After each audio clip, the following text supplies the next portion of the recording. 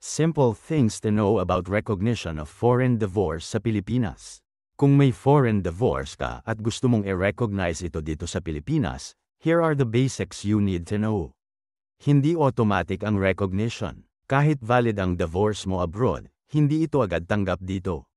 Kailangan mo itong ipa-recognize sa Philippine court. Applicable lang kung may foreign spouse. Ang foreign divorce recognition ay para lang sa mga Pinoy na may foreigner na asawa. Kung parehong Pinoy kayo, hindi ito applicable. Annulment dapat. Kailangan ng mga dokumento. Ihanda ang certified copy ng divorce decree at ang batas ng bansa kung saan nangyari ang divorce. Kailangang patunayan na valid ito sa foreign country. Bukod dito, kailangan din ng iba pang Japanese documents at Philippine documents. May court process. Mag-file ng petition sa regional trial court. Medyo may gastos at time involved, pero required ito para ma-update ang civil status mo. Para saan ang recognition of foreign divorce? Kapag na-recognize na, pwede ka nang magpakasal ulit sa Pilipinas or ayusin ang mga legal documents mo like passport or property titles.